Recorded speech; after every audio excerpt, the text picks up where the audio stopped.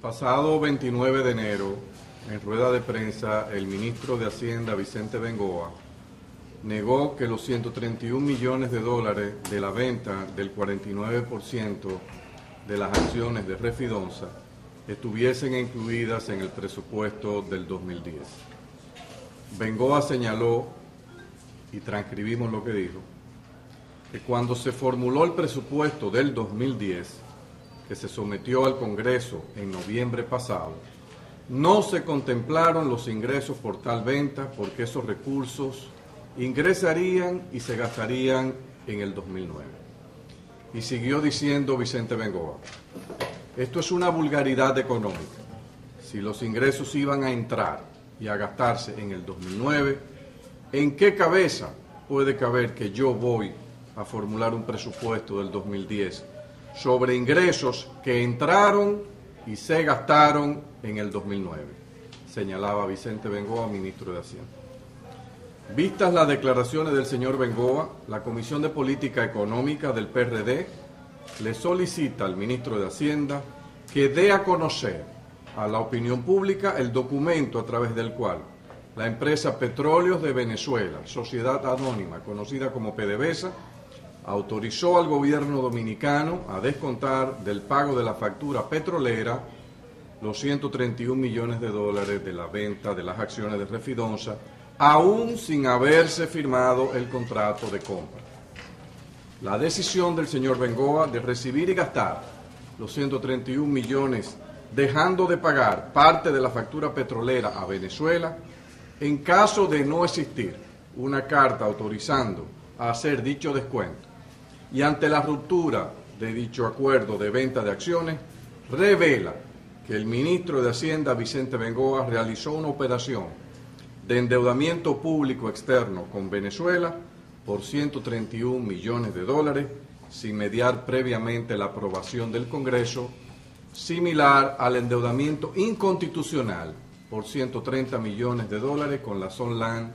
que tuvo lugar en el año 2006. La Comisión de Política Económica del PRD considera que si los 131 millones ingresaron y se gastaron en el 2009, como afirma Bengoa, entonces el ministro de Hacienda, el gobernador del Banco Central y el secretario de Economía deben explicar al país cuál entonces es el resultado o el origen de los ingresos externos por unos 100 millones correspondientes a ventas de activos que se mencionan en el Memorando de Políticas Económicas y Financieras del Gobierno de la República Dominicana, acordado con el Fondo Monetario Internacional. El PRD solicita también al ministro de Hacienda que le explique al país el detalle de los ingresos correspondientes a 3 partidas presupuestarias misteriosas que en el presupuesto del 2010 registran aumento del orden de 71.931%, 344% y 20.323% con relación a lo presupuestado en el año 2009. Esta partida de ingresos son las ventas de mercancía de las instituciones descentralizadas y autónomas, que en el 2009 se proyectaron en 2.6 millones de pesos, mientras que en el 2010 se le establecen ingresos por 1.872.8 millones de pesos.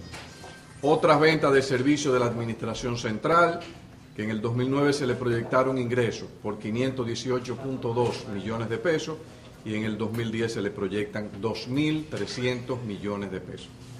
Y la tercera partida es venta de servicios de las instituciones descentralizadas y autónomas,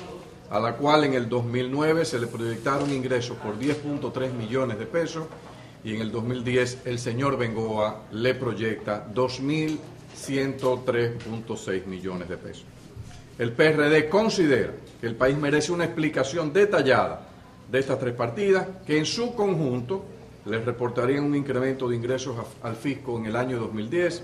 ascendente a 5.741 millones de pesos, suma equivalente a 151.6 millones de dólares.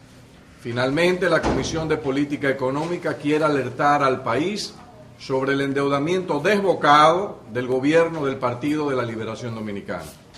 Recibieron la deuda pública consolidada en 9.705 millones de dólares en agosto del año 2004 y a final del 2009 ya alcanzaba 19.294 millones de dólares, compuesta de la siguiente manera: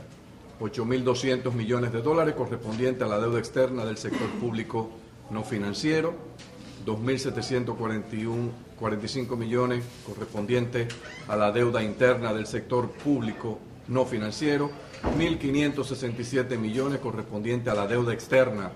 del Banco Central, 6.025 millones correspondientes a la deuda interna del Banco Central,